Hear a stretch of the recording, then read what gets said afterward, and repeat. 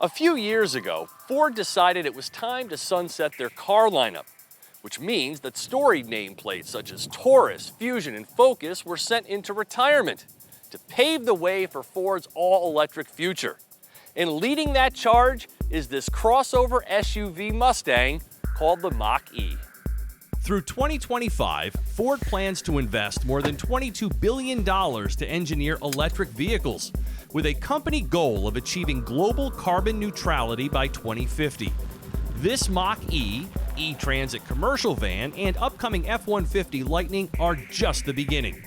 Introduced in 2019 to a truckload of fanfare and much consternation among Mustang loyalists, the Mach-E slowly began rolling out from its Mexican assembly plant to customers late last year. First with select, premium, California Route 1, and like here, First Edition models, and just recently owners have started receiving the Go Faster GT and GT Performance Editions. This long since sold out, limited quantity First Edition tester was available exclusively with all-wheel drive and the extended range battery for $59,400 before any available EV incentives, such as the $7,500 federal tax credit. Other trims offer rear-wheel drive and a standard range battery for under $45,000. This one is rated at 270 miles on a full charge, but other Mach-E's vary between 211 miles and 305 miles depending upon the build. The First Edition came very well equipped with all of the goodies and draws plenty of attention in this grabber blue metallic paint. It's the very definition of a crossover, sporting a car-like appearance with SUV hatchback versatility. It seats 5 with cargo dimensions similar to that of a Ford Escape, though unlike that small SUV, the Mach-E doesn't tow. But where the Escape would have its engine placed, the Mach-E offers more carrying space via a divided luggage compartment that's drainable, meaning you could even pack it with ice for tailgating. The other big talking point is this enormous 15.5-inch Tesla-like tablet housing the next generation of Ford's Sync infotainment system. Beyond its notable size, it's meant to work like your smartphone, programmed to learn your behaviors and making suggestions based upon your routine. It's also updatable over the air. Now, as an electric car owner myself, I get lots of questions from people curious about the ownership experience, mainly charging and range. But by and large, the fear of emptying your car's battery and having nowhere to charge it is more about the anxiety of changing your behavior. Those considering an EV for the first time seem to get way too hung up on charging times. So here is a basic rule of thumb. Plug into a standard 110 volt household outlet and it's going to take a couple of days to fully charge this battery. But if you plug into a 240 volt outlet, like the ones most commonly found at public charging stations and the one your clothes dryer is plugged into, that's going to take hours. And then if you plug into one of those DC fast chargers, like the ones you may see at Walmart, some upscale shopping centers, and even some grocery store chains, that's going to take minutes. So it's days, hours, minutes, depending upon where and how you are charging. But here's the thing, most people charge at home overnight. So unless you live like over 100 miles from your workplace and they don't have a charging station there, this really isn't a problem. It's all up here in your head. And you can always have a 240 volt charger installed at home. It is going to cost you probably over $1,000, but it's like having a gas station in your garage, and it will most likely be compatible with other EVs you may purchase someday. Now, all of that being said, this Mach-E with the extended range battery is rated at 270 miles on a full charge.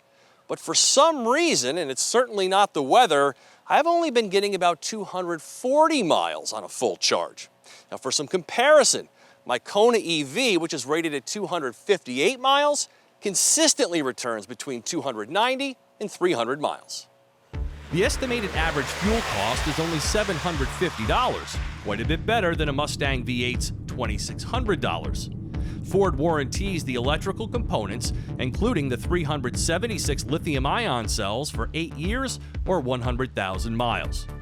Now, if you go the home charger route, Ford is collaborating with Amazon for all of your installation services, including Ford's own more powerful connected charge station, which can add 32 miles per charging hour. And the Mach-E comes with 2 years of complimentary free charging at a variety of chargers, such as here at my local Electrify America station, where you can take your car's charge from 10% to 80% in about 45 minutes. The Ford Pass mobile app and in-car app will help you locate chargers along your route. Speaking of which, determined to show the world what that newfangled automobile could do, Henry Ford commissioned a transcontinental road race in 1909 and entered 2 Model Ts to drive from New York City to Seattle, confident that it would showcase the endurance and capability of his 4-wheel invention. And now, over a century later, Ford's latest automotive innovation also needs a little public convincing. And so the ocean-to-ocean road race rides again, this time to exhibit the long trip possibilities of the all-electric Mustang Mach-E. I was in New York City for the kickoff this past spring, and after 6,500 miles and 20 states visited, the Mach-E arrived in Seattle 50 days later, showcasing its long-range possibilities to curious crowds in Florida, D.C., Charlotte, Atlanta, and Vegas. The best part of driving any EV is that immediate acceleration. And the Mach-E has plenty of that, though the GT trim is the one that really packs a punch. And the other aspect of this car that makes it unique is the degree to which one-pedal driving is applied. And that's where you can brake the car simply by lifting off the accelerator pedal. Now, in my Kona EV, there are paddles here on the steering wheel that let you vary the amount to which that actually happens. Here on the Ford, it's either on or off. And when it's on, it is the most aggressive such system that I have ever tested. Now, some people love it, other people hate it, and I guess I'm somewhere in between on it. But either way, it's going to take some practice to get it just right. And lastly, the tires on this car really want nothing to do with sports car handling. They make this car feel kind of heavy and a little bit sloppy for something wearing a Mustang badge. The new GT trims can be fitted with summer use tires and hit 60 miles per hour in 3.5 seconds. This one, rated at 346 horsepower and 428 pound-feet of torque, accelerates with a chirp of the tires and little other sound on its way to a 4.8 second 0 to 60 time. No doubt quick in the electric car style, but nothing absurd. Ford has given the Mach-E clever drive names, and so when it's time to go unbridled, the car's responsiveness improves and the interior sound increases to emulate a Mustang's engine. Now, you can turn this feature off if it's not for you, but I kind of like it. The Mach-E's all-wheel drive system improves handling, but these Michelin Primacy All Seasons are a limiting factor. All in all, the drive is semi-sporty, leaning more towards SUV comfort, but with a little edge to the ride. You're not isolated from the road in here. I'm not really sure if it's because the Mach-E has already been around for a couple of years or what, but it's just not exciting me that much. Now, the cabin is groundbreaking work for Ford, as evidenced by this huge screen here in the middle, and its quasi-SUV versatility is commendable. But this latest version of Sync is meh. The driver display over here is kind of small and not really customizable. The ambient lighting hasn't been fully fleshed out, and in general, there's nothing in here that I haven't already seen before. Now, that being said, these seats are very cushy. The cabin is quiet. I think the glass roof is pretty neat. And of course, I do appreciate the wireless phone projection. All told, it's very pleasant. But I guess I was just expecting something a little more groundbreaking for $60,000. The integration of these B&O speakers across the front looks great.